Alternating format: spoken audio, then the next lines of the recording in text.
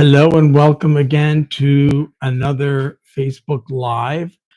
And I am in a delightful mood. I just heard on YouTube that Pope Leo the 14th has cleared the way for the traditional Latin Mass. So I won't have to worry about that being done away with anymore and be able to attend Mass frequently and reverently and with the mystery and the sacredness of the old days, the high spirituality. So let me also make some announcements now. Subscribe to my YouTube channel, one, for free, sorry, um, and get access to subscribe only content this summer. Check out my documentary about me and my ability online on my YouTube channel. Sessions are available through March 2026. We do have a waiting list. Autographed books on the website are available. Just send in your dough and we'll ship one out to you. Art and Sacramentals will be up again on eBay. You can keep abreast of me with georgeanderson.com, Twitter, Facebook, Instagram, Threads at George Anderson Medium. Post your questions in the chat or comment box, whatever that means. You know how technical I am. General questions only, please. There will be no personal messages and no questions about specific individuals.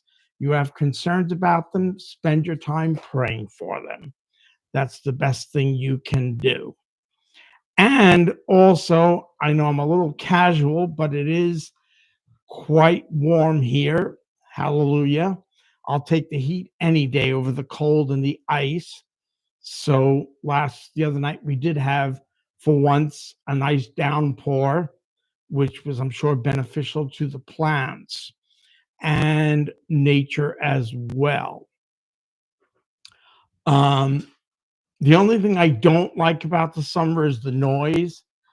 It brings everybody out and they're all competing with each other to be noisy. So let me begin to discuss, talk about doing sessions again, because I don't think people really listen to the counsel I give, or at least the counsel the hereafter gives. It's very important. You cannot come to a session with any preconceived expectations. If you do, you're setting yourself up for a disappointment, because the souls do it their way. They don't do it my way, and I'll admit it pisses me off, but they won't do it your way either.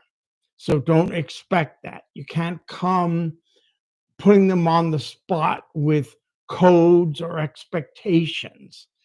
They don't like being led around by the nose over there any more than they would here. And I mean, they're really doing you a favor that they're reaching out in a specific way to double acknowledge to you that they're closer to you than you can imagine, that they're all right in the world unseen and in a very happy place. So you don't want to put any additional pressures on them. And I always tell people, don't have preconceived expectations. Just acknowledge with yes so that you understand. But you have to acknowledge with yes so that you understand that you do. Because somebody recently said, I said to them, why do you keep saying yes to everything and you understand, and yet it doesn't seem to be being very clear? He says, well, I understand what you're saying, but you speak English, so do I. But I'm looking for somebody in the session to acknowledge with yes, with authenticity. And always I encourage them to acknowledge out loud. One thing I do know is your loved ones are coming to you again, and they're delighted to hear you and your voice. So don't hold back. Don't be shy. Nobody's going to bite your head off, unless they do. But in any case, it should always be there's nothing to be afraid of. Nobody's going to scare you or anything. This is, they're not going to forecast things of negativity, um, unless they have a reason to reach out to you to settle things or bring up joyful memories or such.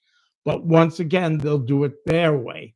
Just because they've passed on into the world unseen, which is here, it doesn't mean they suddenly understand nuclear physics or geometry problems or something of that nature. I hope not, because I certainly wasn't good at math when I was in school. Never liked it anyway.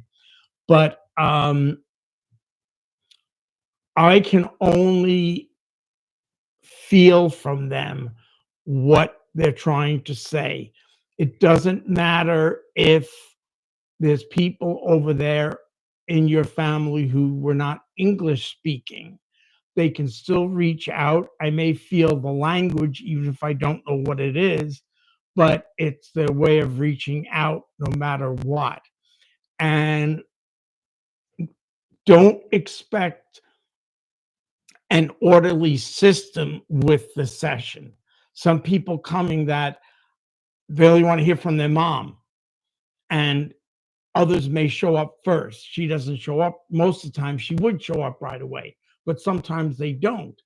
Or you're only here to hear from your deceased child or something of that nature.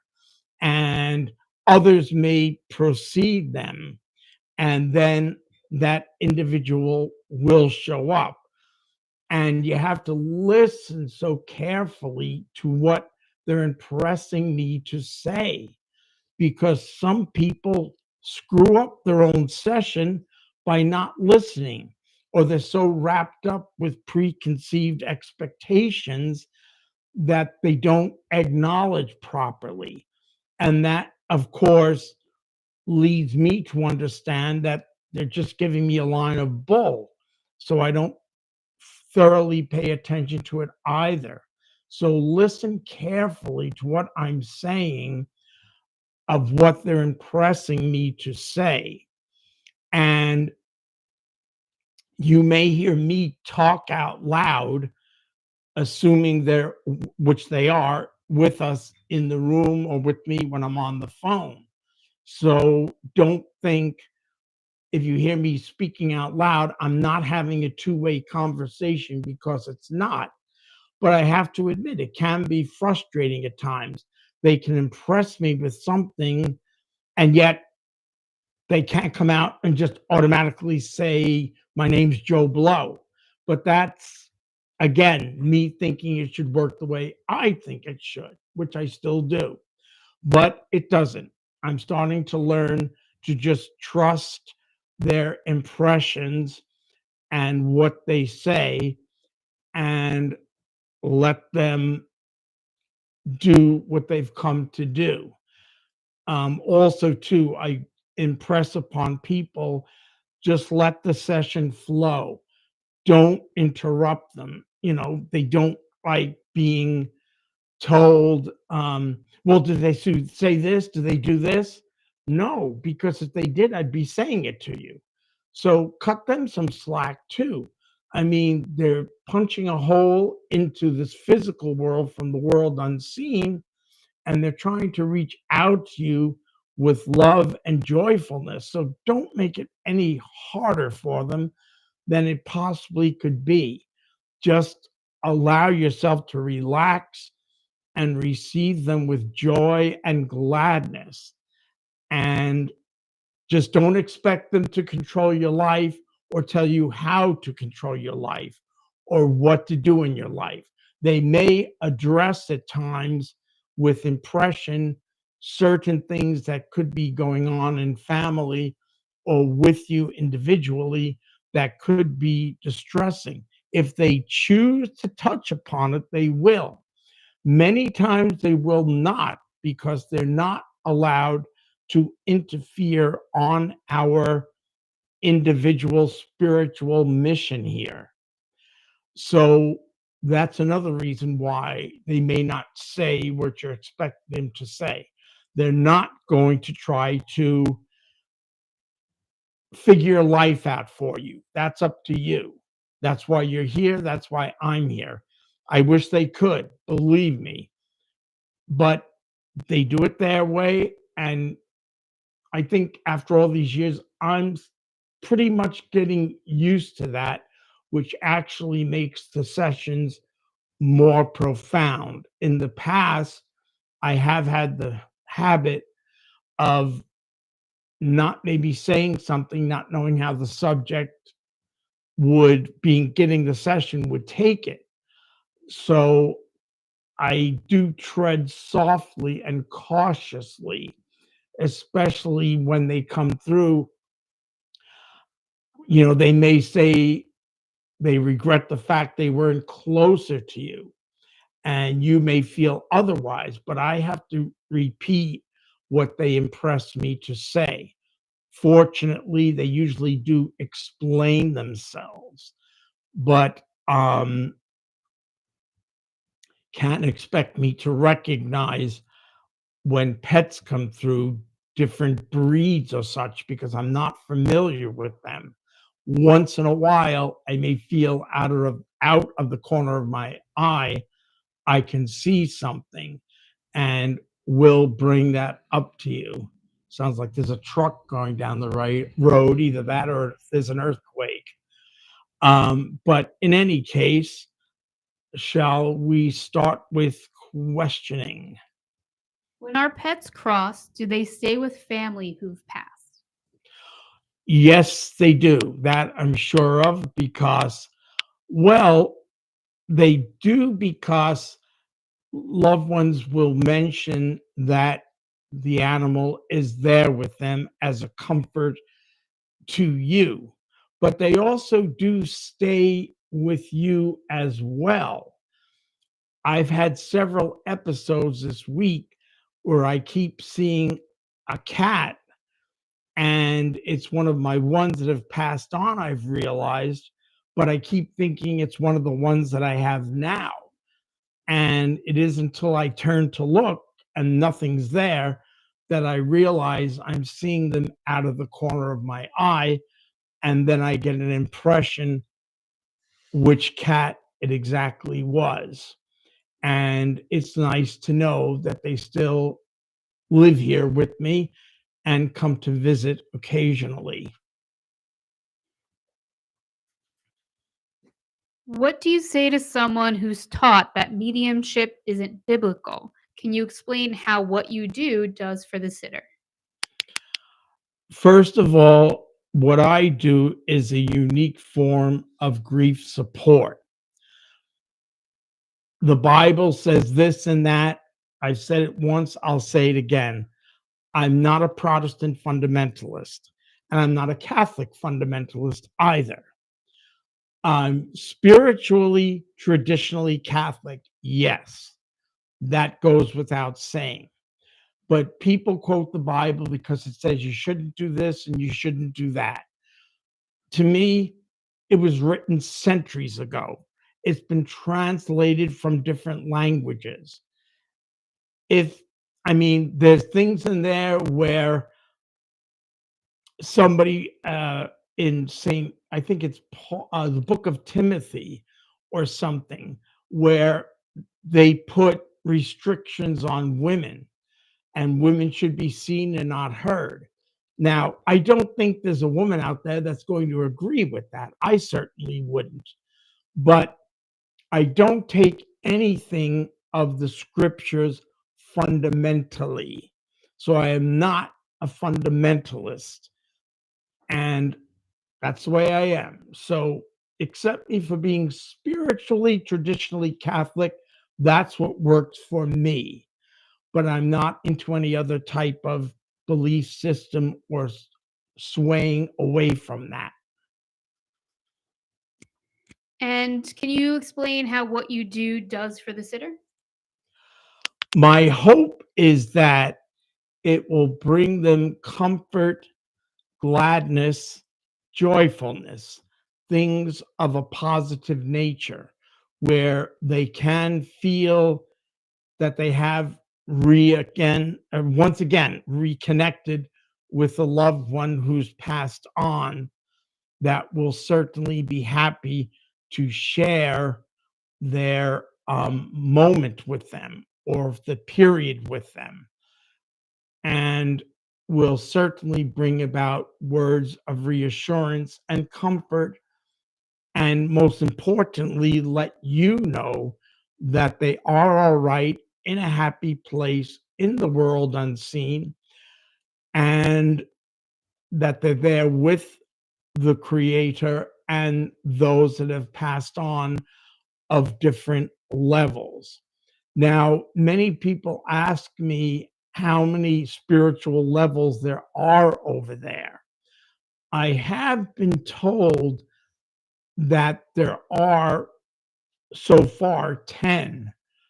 And if you've made quite an impression or left this life in the physical with much applause and joyfulness, that can bring you to a higher spiritual level. But average Joes such as me and whoever do go to the, I'll say, medium planes and progress from there, because there are people that go over there that do need a rest, and many of them report they feel as though they're on the vacation they hadn't had in ages. So they're right and at peace and glad to bring that very personal and yet comforting message for you.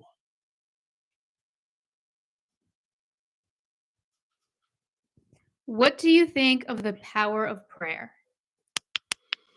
I think, from my perspective, very high of it, very joyful with it.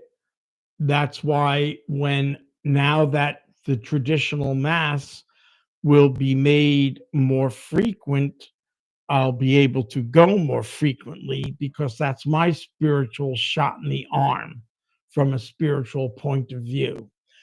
But I remember St. Teresa of Lisieux saying that prayer is the highest form of how we can reach out to the world unseen and on behalf of our loved ones. And it's interesting at times when she has appeared in an individual session. Naturally, I announce that I see her because it can't, or feel her, I should say, but she can be a symbol for so many different things. And it's interesting to hear that many times she's asked to be prayed to, but also been asked that you pray for her as well. Just because they've been sainted doesn't mean that they still don't need that loving energy that prayer sends to them, and certainly helps them to continue glorifying the Creator in their way with us here. You've mentioned that the souls have told you to keep to your own ability and not get involved with anyone else's ability. But what advice do you have for people who want to maybe recognize or see signs from their loved ones? Well, they will normally bring that up, but I always tell people, don't come with that expectation. If they choose to, they will bring up something that they impress upon me that will be very profound to you. Sometimes when you're caught up in the middle of the session, your mind may be thinking one direction because people have gotten back to us and let me know there were things that they didn't acknowledge or didn't affirm. And then, of course, when they go home and listen to their tape, they realize what they overlooked because they had one thing on their mind. And it's the hardest thing not to have expectations or hopes of what you will hear. But I say always just leave it to your loved ones that they do the best they can. But you can't expect them to do it your way, as I said earlier, any more than I can expect them to do it my way. And what about seeing signs in everyday life? There are times that they have impressed upon me that they do send signs to us. It could be um, something here that would connect with them. You could be thinking about them, and all of a sudden, a song comes on the radio that was related with them. Um, it can be a bird, it can be the scent of florals. Um, Sometimes it can be people report, do they send coins at times? And I've heard people feel that they do. So I guess from their perspective, they can do what they're capable of doing, hoping that you will certainly acknowledge and recognize it. Immediately after a pet passes, are they confused when they realize that we can't see them or hear them anymore? I don't think so, because the hardest part has been having to part with them. And usually there's somebody there from your family, whether they knew them or not, that certainly will welcome them into the world unseen and into a happy place. But you still feeling them around, they're not going to object to that, and certainly not going to object to you talking to them as well as you did when they're here on the earth. So never feel that the parting is so um far off. It's so split up because their physical has passed, but they have a life essence that lives on in the world unseen, which is spiritual, in spite of what certain religions believe. They say that animals don't have souls. They say this, they say the other thing. I just don't agree with them. To me, animals are the apples of the Creator's eyes and are very much loved and cherished in the afterlife. One thing that's interesting is souls have told me they can wander anywhere they want over there, and you don't have to worry about them as you do here, being hit by a car or somebody being unkind to them, such as that. They can even disappear for a few days, so to speak, in the fact that they're exploring or wandering, but yet they'll always return to you in the world unseen because, like here, they know where their home is. When someone passes, do they actually see others or do they just feel their presence? They do report seeing them, but in spiritual form, but you still will know instantly who it is just by their presence. It's almost like when it is such as When somebody calls you up on the phone and says hi, you recognize their voice, you know automatically who it is. You don't say hi yourself. Who is this? You know. And the same will go over there. When they welcome you over, you certainly will automatically know who they are. You'll feel their love and their peace and their happiness to be with you again and welcoming you into their world now. So you'll know them and they'll know you, believe me. Does a soul ever disclose to you any difficult events on the horizon for someone who is sitting for a session? Um, Sometimes they have brought up when, say, for example, when St. Barbara appears, and I'm seeing her in my subconscious, I usually take that as a sign. It could be a clue for the name Barbara, but it could also be a clue that the subject is going through a stressful time, because St. Barbara is the patroness saint of prisoners, or I've learned people who feel stuck or trapped in a situation that they don't know how to handle. So the saint will appear, pass on the feeling to me, and then offers sometimes advice or counsel without interfering, but will let you know that she's more than happy to help you help yourself, but you have to ask for it. They can't, or even our loved ones, they cannot interfere.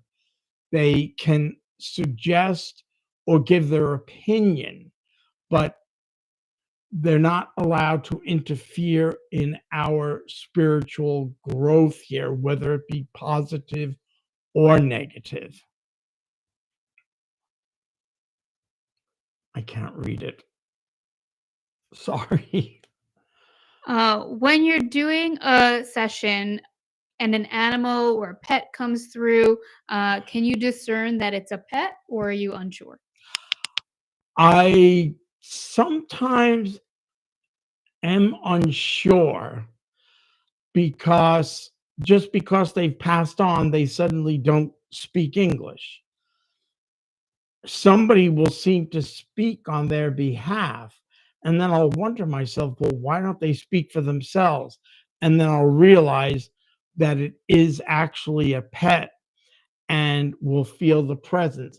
I can be, con- I can be confused momentarily, excuse me, um, especially if um,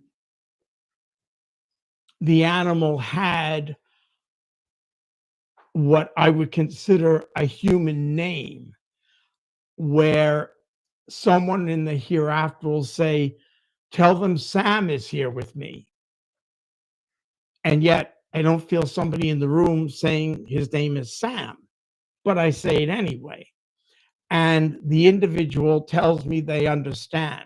If something happens that I don't comprehend, I at times caution people that if I don't understand, I'll just say what they're making me feel or what they're showing in my subconscious. And all I ask is you, the subject, say that you understand. And most of the time they will, even though I haven't got a clue why I'm feeling or seeing that in my subconscious. Do you ever come in contact with a soul who was a star or a celebrity when they were here? I'm trying to think. Over the many years, I don't think anyone specifically, different people over the years that have come to me that have had notoriety with the public, um, they may come through to reach out to them. Um, for example, certain souls will reach out, but there has to be some sort of reason or connection. They don't just show up because you're a fan or you had a tremendous following of them. And as I've said in past YouTubes, um, I'm a big fan of the Golden Age actress Norma Shearer. She hasn't shown up to me personally. Why should she? I'm not connected with her or related to her. Souls have spoken about being fans of a particular celebrity that has passed on, and some have actually told me that they have had communication with them. A soul came through one time, a woman's husband who was a tremendous fan of Frank Sinatra.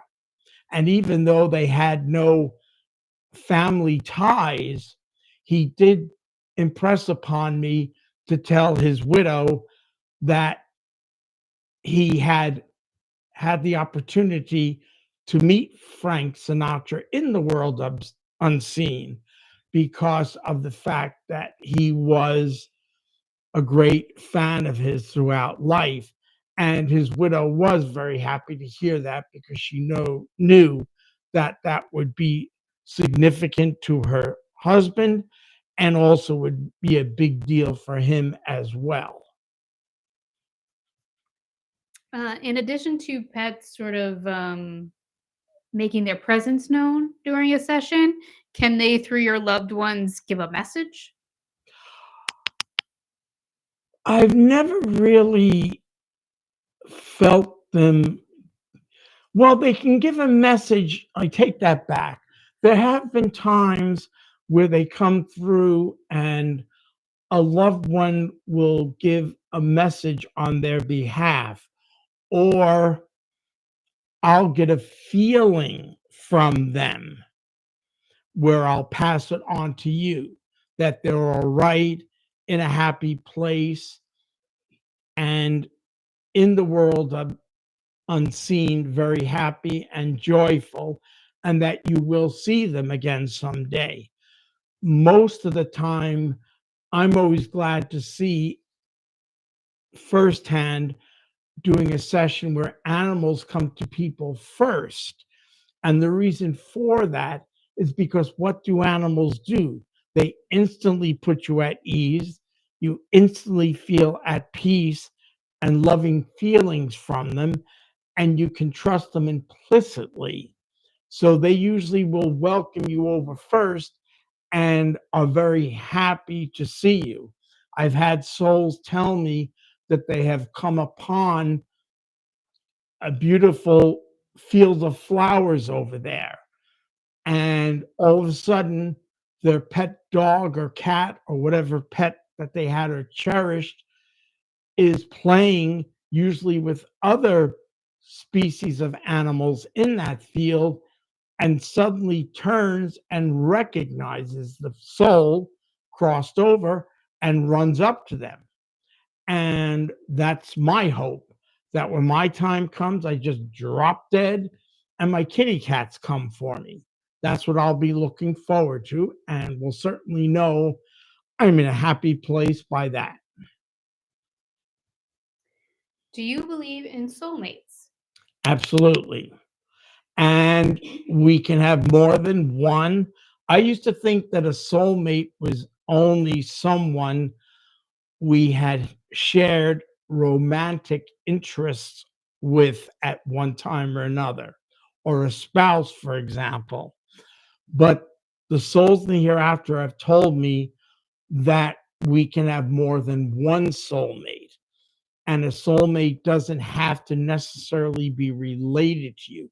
Indeed, it can be a spouse, male or female, but it also can be a pet, can be a soulmate. Your mom can be a soulmate. as well as your mom, a sibling, can be a soulmate as well as a sibling. So, yes, I do believe in soulmates, and I was glad to hear that we could have more than one.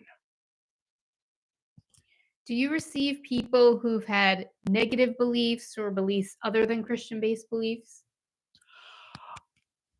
No, I've only had individuals who have positive and joyful spiritual beliefs. Just because someone considers themselves a Christian doesn't mean they're any better than anybody else.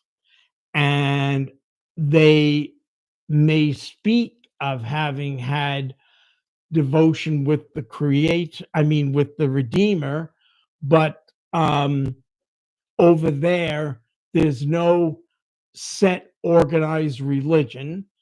There's no, well, for example, as I've said in the past, I've learned that there are approximately 34,000 different sects, SECTS, of Christianity alone. What's the right one to follow? You tell me. Traditional Catholicism works for me, but that's my choice. And being baptized in the Roman Catholic Church, being a Christian of that particular sect, is what works for me. I would be very disinclined to desire to experience anybody who's not in the light of the Creator or does not bring joyfulness to the experience.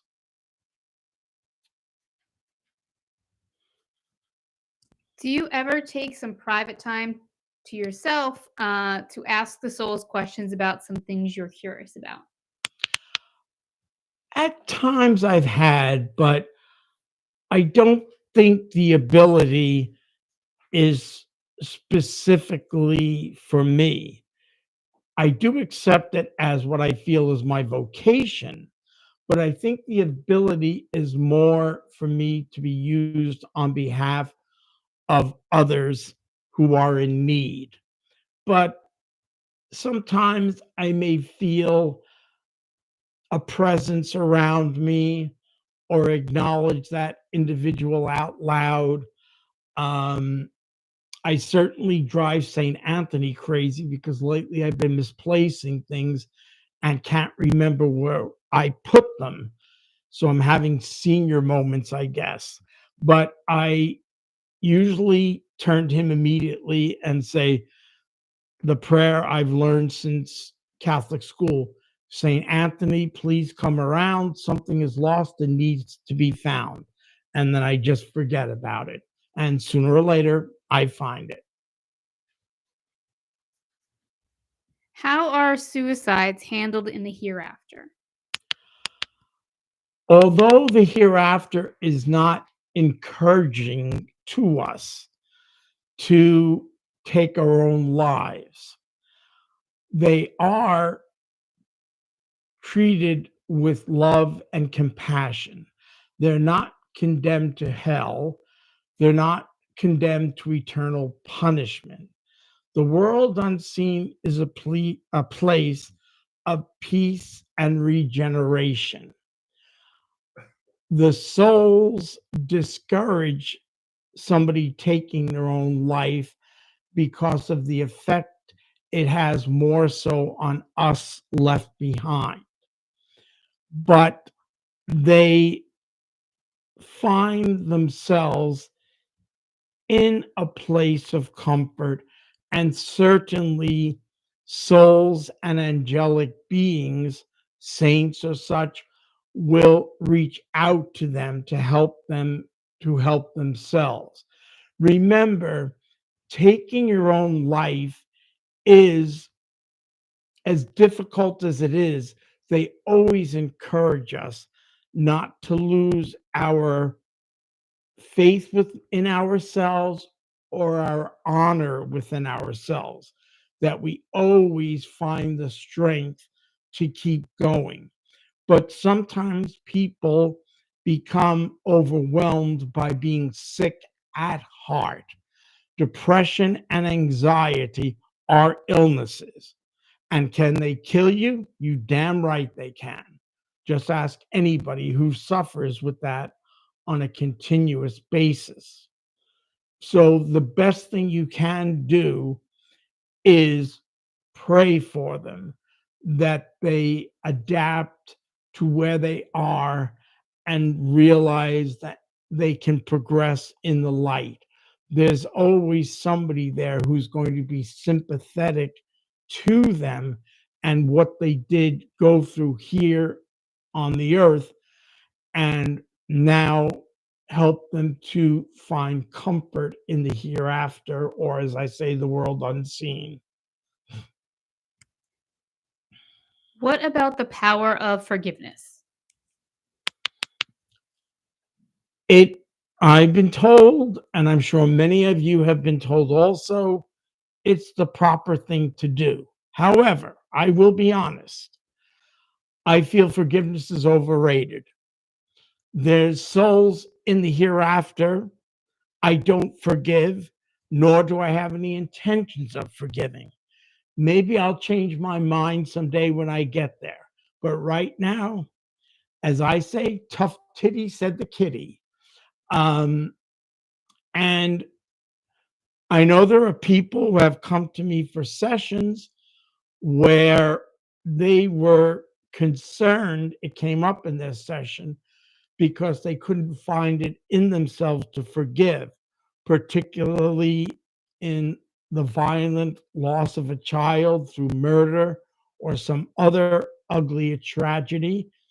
And they were glad to hear me say that I do feel forgiveness can be overrated. If that holding on to that, not wanting to forgive, is what keeps you going, then I think that should be respected also. That even if the soul apologizes and yet you're still not eager to forgive, then you're not. You're not ready for it yet.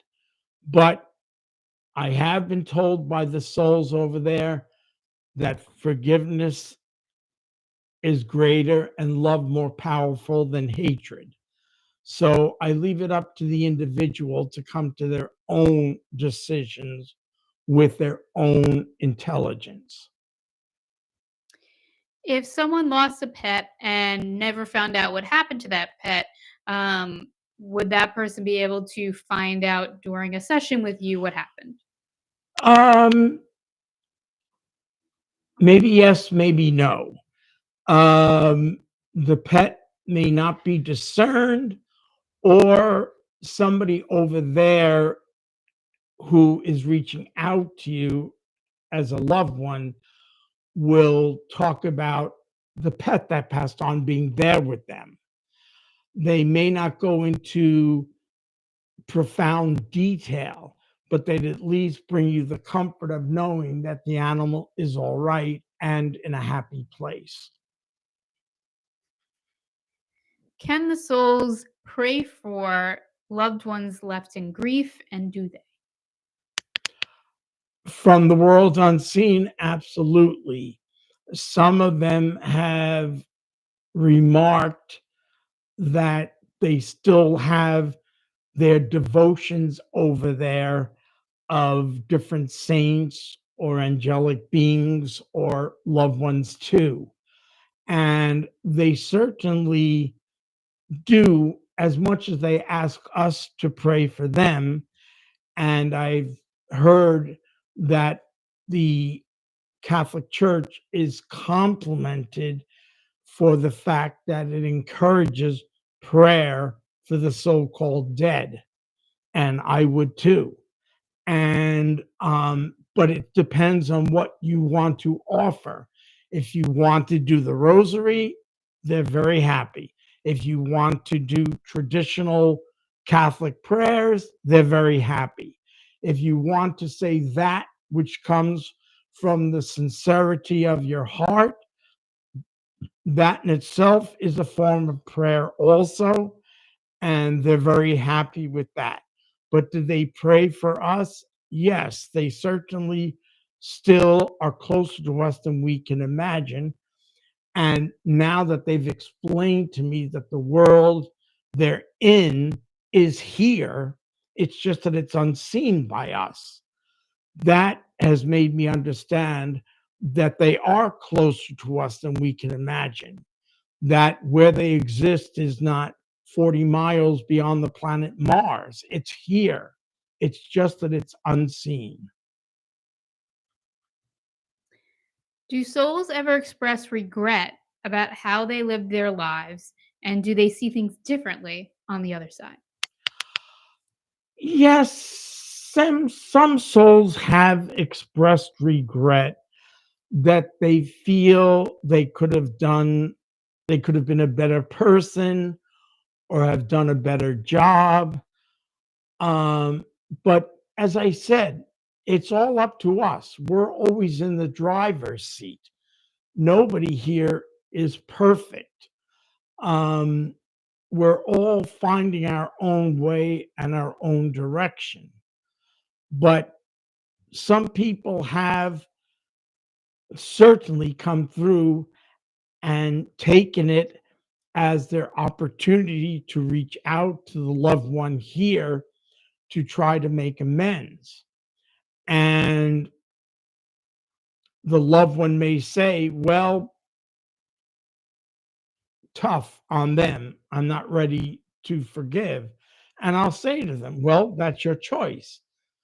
And, but I give the soul making the effort in any case, trying to tie up loose ends. Do animals who lived unhappily or had bad homes here live peacefully in the hereafter? Yes, certainly do, which is so nice to hear. You can be rest assured they're all right and in a loving, happy place. Even if it comes down to an enlightened soul over there who takes them. I have people from the world unseen who have told me they work with animals. Some, particularly with animals who have been neglected or abused here or frightened here, they certainly have reached out to them compassionately and help them to learn to know love and being cherished. Do you still hear from the Licata family? No, I haven't in a while, but their lives go on, I'm sure. Um, and finding their own direction. Again, everybody's on their own journey. I can't be everybody's best buddy except the animals. But I definitely sure that life is going on with them as best it can, and also for those of their loved ones in the world unseen. Do murder victims ever tell you who killed them? Yes, years ago, I did have a subject for a session, and I remember a woman, I felt her appearance in the room, and she, I'll never forget this one. She came right out and said to me, that son of a bitch murdered me. And she was still quite pissed off over there. And I couldn't blame her. And when I said that, he freaked. He said, no, I'm innocent. I'm innocent. I said, well, I'm just repeating back what I felt. She wasn't very eager to cut him any slack, she referred to him as a son of a bitch, and she said that he had murdered her. And then she told me her name was Mary, which I frowned on because I'm inclined to be cynical and feel that everybody knows a Mary passed on. Even I do. And yet I said that to him. I said, she's coming to me as Mary. And he just said to me, that's astounding because that was her name. And I've had souls who come through as Mary or John, and I immediately get cynical, thinking, well, anybody could say that because everybody knows a John or a Mary passed on. And then the soul doesn't like my attitude. They'll feel me thinking that, I guess, somehow. And they say, okay, so should I change my name to Gertrude because you find that less common? That won't be understood. You just have to say the name I was given. I can't help if I was named Mary. What can be learned in the world unseen, and who are their teachers? There's endless graces and knowledge and blessings to be learned in the world unseen. The teachers will usually be individuals who have reached a very high or comforting place of spirituality over there. Yes, it could be somebody who's been sainted by the church. Yes, it can be a loved one who has worked their way up. Yes, it can be an angel or an angelic being who are always on tap for the slightest prayer. And they will always be ready to reach out if we ask them to. Do we have jobs in the hereafter, like working with animals or something like that? Absolutely. I've had many souls come through that when they were on the earth, that was their desire to pursue a profession where they would work with animals. For example, I remember I had a married couple of parents who had lost their daughter, and the daughter impressed upon me that she was fine and at peace and very glad to share with me, to share with them that she was working with animals in the hereafter, especially those who come over who have been abused or treated with cruelty. And her parents were quite thrilled to hear that because they knew she wanted to go into that type of profession if her life here in the flesh had continued. Are people who are angry here also angry over there, or does the anger subside? Most of the time it does subside, but I will be frank with you. I've had some souls come through that are still pissed off with somebody here, and I don't hold it against them. I actually, growing up in a dysfunctional home, I think I find it very relative where I can understand it. And they are still working on it, but probably will find their own way eventually. But right now, they're pissed. And I'm not going to hold it against them. Are animals a pure form of love we're supposed to learn from? Absolutely. I've been told that the creator's apple of the eye. And certainly, what other essence can you have in your life than a dog or a cat that is very loving and comforting to you and is very attuned to your moods and your feelings?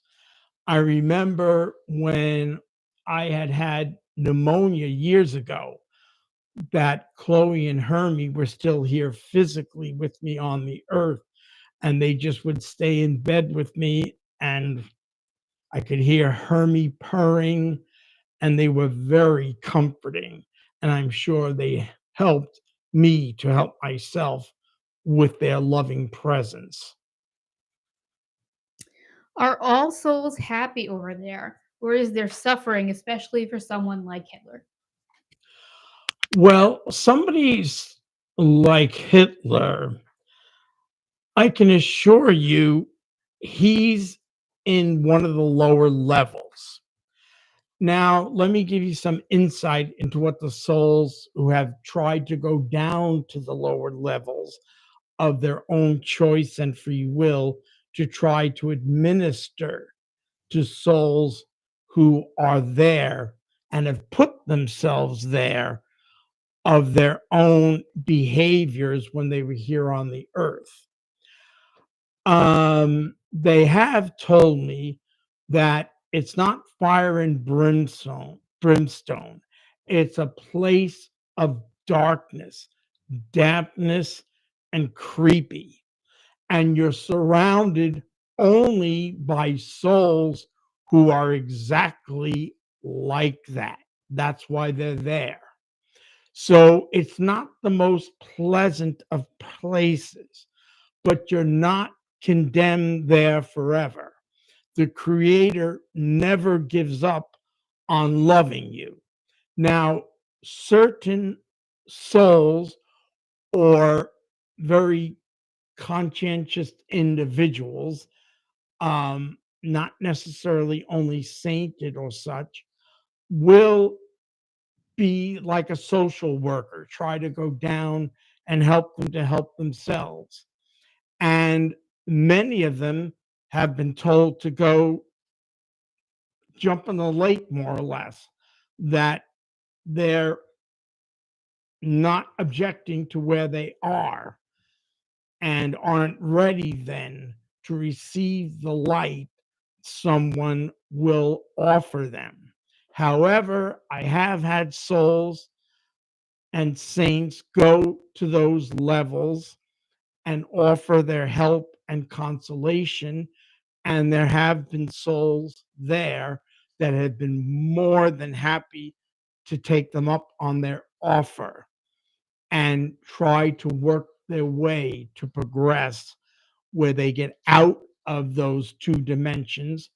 You could call it purgatory, maybe, and find their way into the endless light.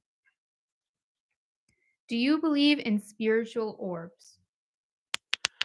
I really don't know that much about them, so I can't really give an honest answer. I mean, I have seen at times while doing a session these little lights that flash, but I don't know if they're supposed to be orbs or not. Um, I think individuals that were sainted that are portrayed with a halo on their head. The souls have told me that could be their individual orb or aura, but I really just don't have that much information on there that to really give you an honest, concrete answer. For more videos like these, please subscribe to my YouTube channel. It's free, and I'm sure that you will enjoy it. It's fun doing that as well. Autographed books are on the website. They are available for sale. Some people have also requested books that aren't available anymore. I did manage to find a few. Um, we are not forgotten and our children forever that are also available for sale if you're interested. Um, There will be sacramentals and art put up on eBay. I've been working diligently and cleaning out more parts of my home. I can't believe all this that I've collected over the years. Sessions are available through March 2026. There is a wait list, but you have to book an appointment in order to be on the wait list. You can keep abreast with me, georgeanderson.com, Twitter, Threads, Facebook, Instagram at George Anderson Medium. I believe we have rounded up the hour. So until we meet again, I wish all of you all the best. Pray for me also.